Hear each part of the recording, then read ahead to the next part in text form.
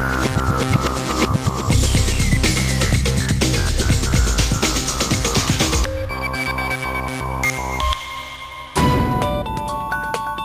Lehman Brothers had been Lehman Sisters, today's economic crisis clearly would look different. One of the most powerful women in the world today, Christine Lagarde continued to say that it is no surprise that an Icelandic private equity fund wholly managed by women is the only such fund to have made it through the financial crisis without a hitch. So it was almost like coming out of the closet to actually talk about the fact that we were women and that we believed that we had a set of values and a way of doing business that would be more sustainable than what we had experienced until then. And in February 2009, Iceland's citizens chose a woman as a prime minister in the midst of the country's financial crisis. Since then, Brazil, Argentina, Australia and Thailand have chosen women leaders. And for the first time ever, so many of the world's largest corporations have women in the C-suite.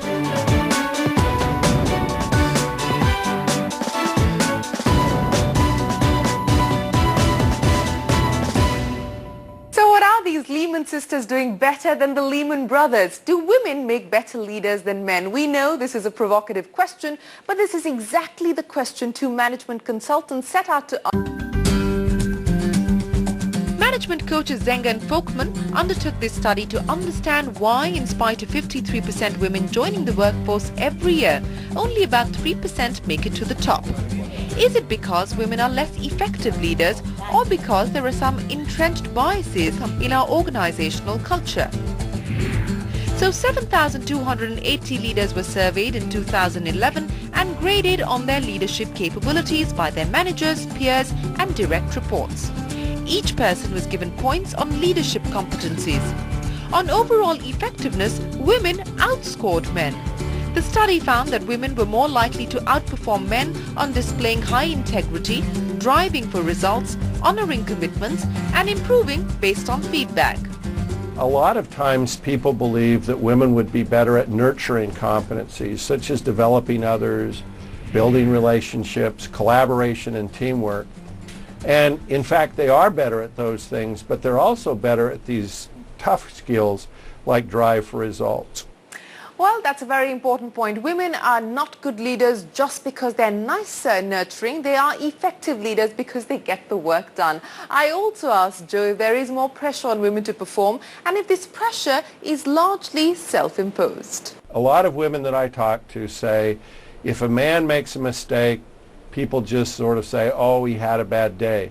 If a woman makes a mistake, their job is in jeopardy. So they feel a lot more pressure and they feel a very strong need to demonstrate their ability and to do more. And now imagine if they had to prove themselves in roles traditionally thought of as male, like sales, R&D, law. Zenga and Folkman found that women still emerged on top. So women, once they're placed in jobs, do well even if they are in functions that are traditionally seen as male-dominated. And we don't have to look too far to find examples. Tessie Thomas of DRDO caught our attention as the first woman to head a missile project in India. Now, when we contacted Tessie, we realized that DRDO also has another lady at the top. Why can't women do networking? I mean, why crib about it? This is what I always feel. Why crib? Because they can do it. You also do it. Are they stopping you from having an old women club? But building a women's club is not going to be so easy if women scientists are kept out of the fray. Results of a study showed that 60% of nearly 2,000 Indian women PhDs in science who were surveyed were unemployed. The main reason cited was the lack of job opportunities. Only a very small number cited family reasons. This underlines the need for transparency in selection procedures at institutions and also the importance of gender audits. But one Indian institution that seems to stand out and present a contrary picture is the Defence Research and Development Organisation, or the DRDO. 17% of the entire workforce in the DRDO comprises women. In the Defence Physiology and Allied Sciences Department, there are about 30% women, and in this lab near Delhi University, the numbers go as high as 47%. Here's what Dr. Shashi Bala Singh says makes the difference. We have very, very few role models as women. And mentoring is equally important process. You know, mentoring at the right time can really produce good results. And if you get a good boss at the first level, nothing like it. It will really put their mindset in the proper direction. If the boss is bad, then you can imagine, you know. And then there are the hygiene factors which make the work culture more conducive for women. They are working late. We have to make sure that they reach home safely. Then crutches near the workplace. Promotion. It is not affected by childcare leave. It is independent of childcare leave. And to bring back to the fold women scientists who might have opted out due to motherhood, the Department of Science and Technology launched Disha earlier this year. Disha is a 5-year scholarship for women up to the age of 55, and over 1,000 such contractual positions have been opened up for women scientists across the country. The aim is to plug the leakages in the pipeline because, like India's missile woman Tessie Thomas says, science knows no gender.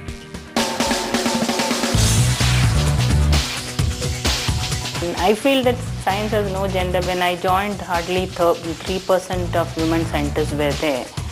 Today the situation is not like that. More than 20 to 25% women scientists are joining organizations. Post the successful launch of Agni 5, former scientific advisor to the Defence Minister and senior missile scientist V.S. Arunachalam had this to say when asked what role Tessie Thomas could have played in the project. In projects such as these, a consensus needs to be built. A woman does not easily give up her point of view. She can be persuasive and irritatingly persistent. It must have helped to have a woman in charge. The quality is something called perseverance. So that is very much there in most of the ladies. What is lacking right now is to have confidence with respect to the emotional intelligence. Management capability, if you enhance for a women scientist, they will overcome this.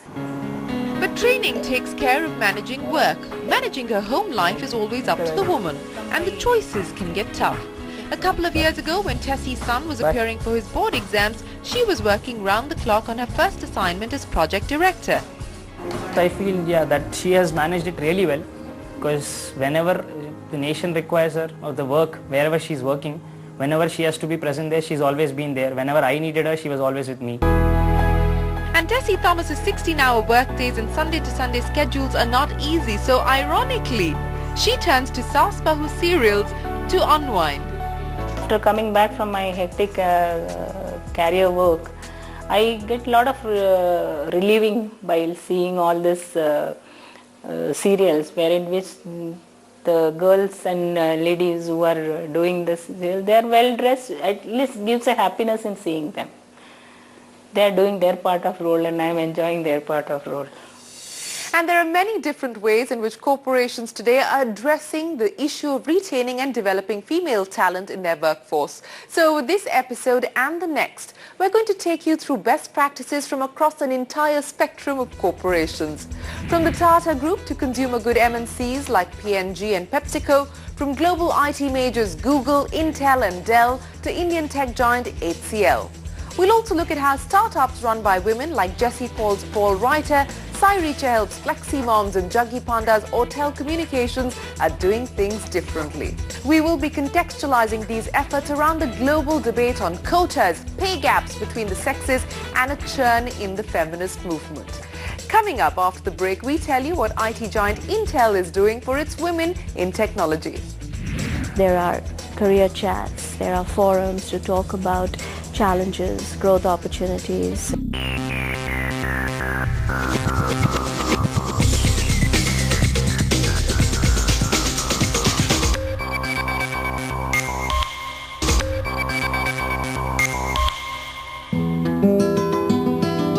A walk through any IT major in India reveals to us a campus full of women. Young engineers, men and women, walk side by side. But as they move up the ladder, women fall behind. Why does the pipeline begin to leak? Sylvia Ann Hewlett, an economist and founding president of the Center for Talent Innovation, found some answers in a 2008 study titled The Athena Factor, Reversing the Brain Drain in Science, Engineering and Technology.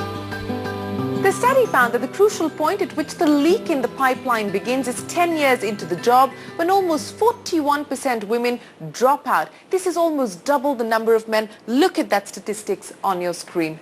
Now, Hewlett describes this as the fight or flight moment. Women are typically in the 35 to 40-year age group, and it is a time when challenges at work are intensifying and family pressures are deepening.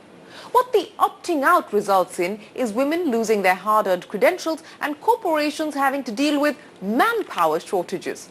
But the real eye-opener is this finding.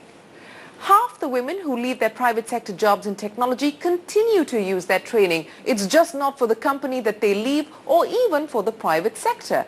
They choose to work for themselves or with a startup or the government sector. Now, this illustrates that there is something wrong with private sector work cultures today, and that with some changes, employers can actually reverse these trends.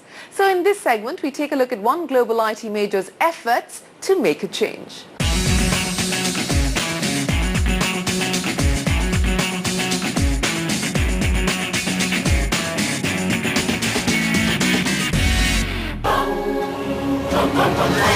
Intel's Global Women's Initiative was introduced in 2004 to focus on development and retention of female employees. Over the last 8 years, the number of women in the technical mid to senior level jobs has grown by 24%.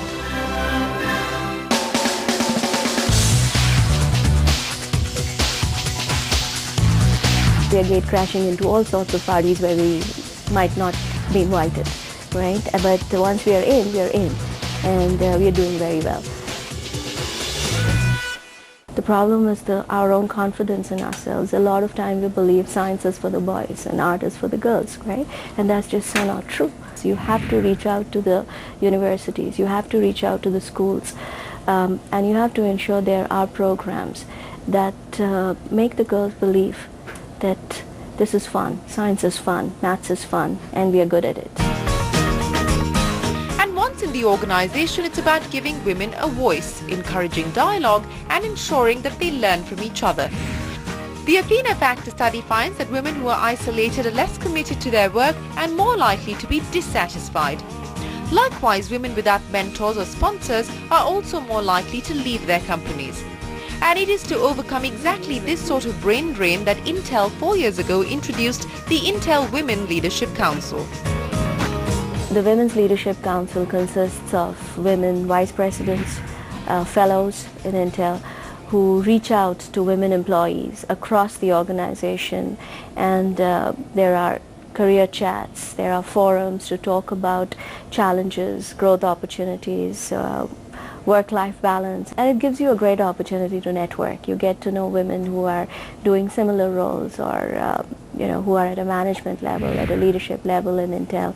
And those networks are always useful. They always help when you know there is someone up there that you want to be like. And then there are the programs around work-life balance. Intel today boasts of 99% of its managers being trained to accommodate employees who utilize flexible work arrangements.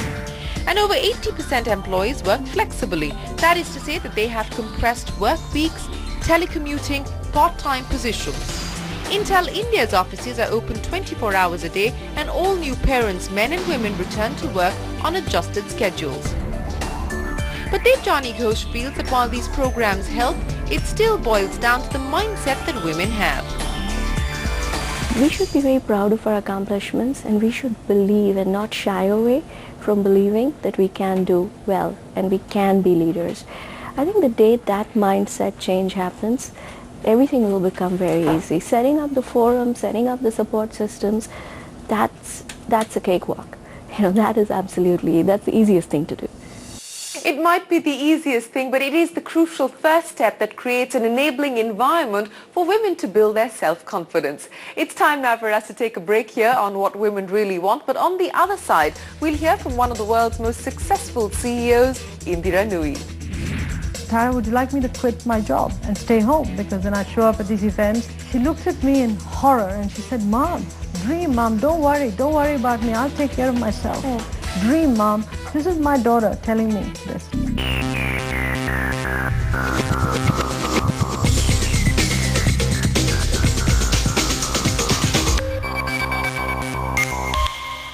Welcome back to What Women Really Want. Now, there are many Indian women in the corporate world that we respect and admire. But perhaps Indira Nooyi holds a special place in our minds. As the CEO of a $63 billion multinational corporation, Nooyi is in a place that very few women find themselves. In 2010, I had the opportunity to speak to her, and I asked her what the most difficult part of her journey at PepsiCo had been. Here's what she had to say. I think balancing home, work. How do you do it? I don't do it that well. I have great support system. My husband is absolutely phenomenal. My kids are wonderful. I'll give you a little story. My daughter, my second daughter, when she was about 10 or 11, I missed some school event. So she came home that night and she said, Mom, you didn't show up for the school event. And I looked at her and said, oh my God, I just forgot about it. It was on my calendar. I just got caught up doing something else and I forgot about it. So I sat her down that night and I said, Tara, would you like me to quit my job and stay home? Because then I show up at these events, I'll bring the chocolate chip cookies to school. I'll do everything that moms are supposed to do. She looked at me in horror and she said, Mom, you work so hard to get here, Mom. Dream, Mom, don't worry about me, I'll take care of myself. Dream, Mom. This is my daughter telling me.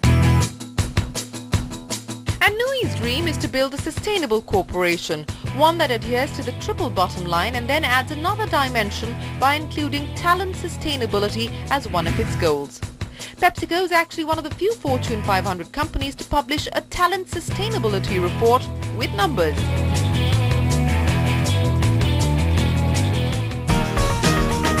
Consumer research shows us that today women are responsible for 70% of all purchasing decisions.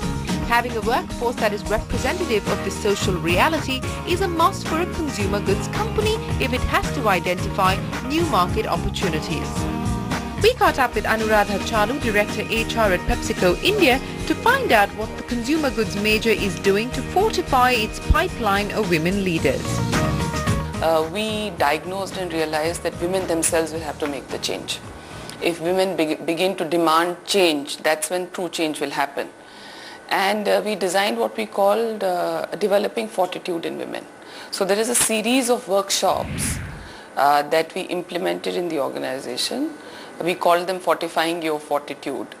And we broke this down in terms of specific skills that women at various levels of the organization will need. So for instance, if you look at entry-level managerial, how do you work with the opposite gender? What does it mean to work effectively both at home and in office? How do you prioritize? What is effective time management if you have to deliver all the roles that you're endowed to deliver? And it changes. So for instance, at the senior most levels, it's about power networking. It's about negotiating skills. But training women to demand change is only one part of the puzzle. The other is creating an even playing field for both men and women. So sabbatical opportunities, flexi time and telecommuting options are available to both men and women without exception. For instance, the One Small Thing initiative by PepsiCo India. Policies are not just women specific. So like a OST or a flexi hours is available to males also. So it depends on their need. So everybody in their KPIs can take one initiative to help their work life. So I took that. I'll be coming for lunch to home, and during that time I'll not have any meetings.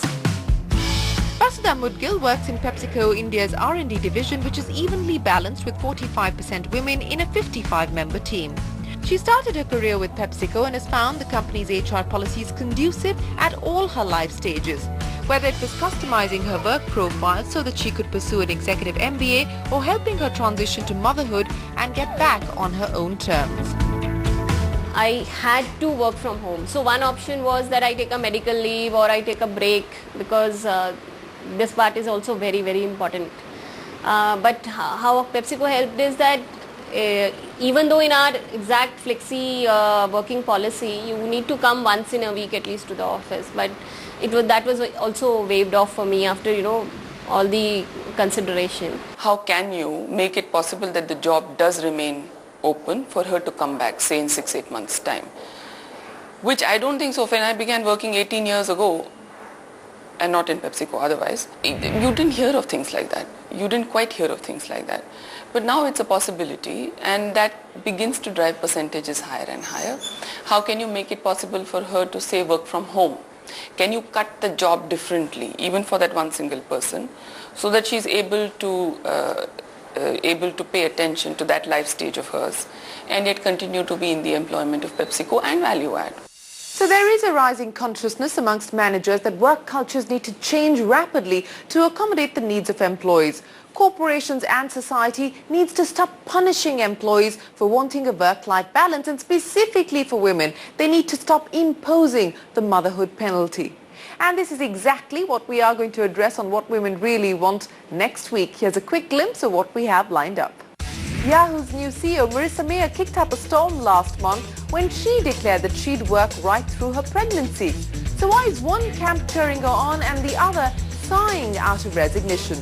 We tell you why the Tata Group's SCIP program is all the rage amongst women on a sabbatical who are looking to transition back to full-time work. And why Facebook CEO Sheryl Sandberg says, don't leave before you leave. Till then, from all of us here, goodbye and many thanks for watching.